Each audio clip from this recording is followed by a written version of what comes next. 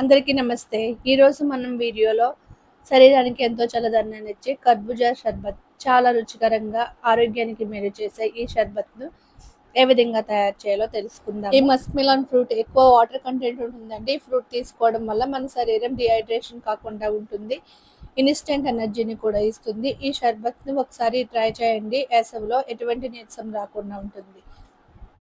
ఇప్పుడు ఈ షర్బత్ తయారు చేసుకోవడానికి ముందుగా 2 టేబుల్ స్పూన్స్ సగ్గు బియ్యాన్ని ఒకసారి వాష్ చేసుకున్నాక వాటర్ వేసుకుని ఒక పావు గంట సేపు నానబెట్టుకోవాలి.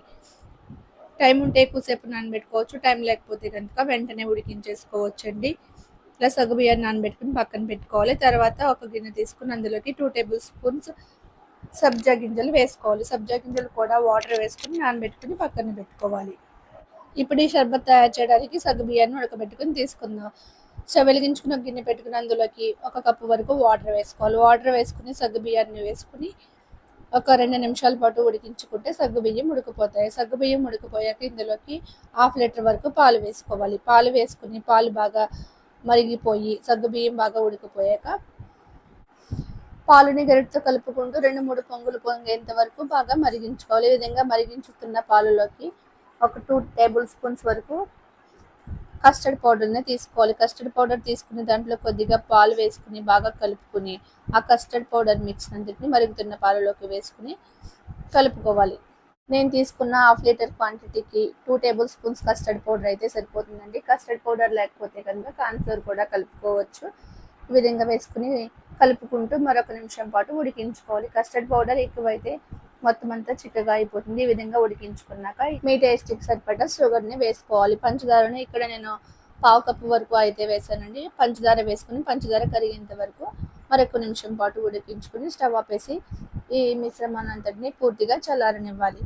ఈ పాలు సగ్గు బియ్యం ఇదంతా పూర్తిగా చల్లారాక ఇప్పుడు ఇందులోకి ఒక కర్బూజా ఫ్రూట్ తీసుకుని కట్ చేసుకుని లోనున్న గింజలన్నీ తీసేసి ఆ గుజ్జునంతటిని ఒక బౌల్లోకి తీసుకోవాలి. గుజ్జునంతటిని తీసుకుని మిక్సీ జార్లో వేసుకుని మెత్తగా గ్రైండ్ చేసుకుని తీసుకోవాలి. ఇలా బాగా పండిన కర్బూజా ఫ్రూట్తో ఈ షర్బత్ చేసుకుంటే టేస్ట్ మరింత బాగుంటుందండి. ఈ విధంగా చాలా ఈజీగా కూడా లోన ఉన్న గుజ్జు అంతా కూడా వచ్చేస్తుంది. స్పూన్తో తీసినా వస్తుంది. ఈ విధంగా చేసుకున్న జ్యూస్ అంతటిని పక్కన పెట్టుకోవాలి. ఇలా తీసుకున్న ఫ్రూట్ జ్యూస్ అంతటిని ఒక మిక్సింగ్ బౌల్లో వేసుకోవాలి.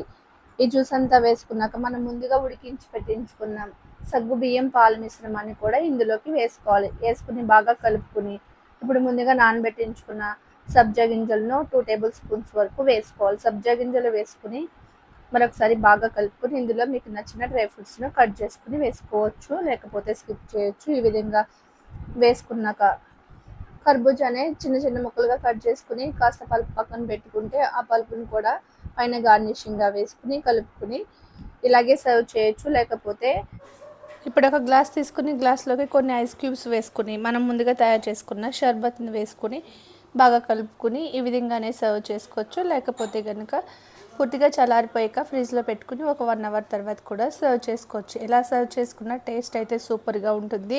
బాడీకి మంచి కూలింగ్ ఇచ్చే ఈ కర్బూజా షర్బత్ మీరు కూడా ట్రై చేయండి. ట్రై చేసి మీకు నచ్చితే లైక్ చేసి మీ ఫ్రెండ్స్ అండ్ ఫ్యామిలీ మెంబర్స్కి షేర్ చేయండి. అలాగే మీకు ఎలా వచ్చిందో నాకు కామెంట్ చేయండి. మరిన్ని వీడియోస్ కోసం భవ్యస్ కిచెన్ ఛానల్ని సబ్స్క్రైబ్ చేసుకోండి. Thanks for watching.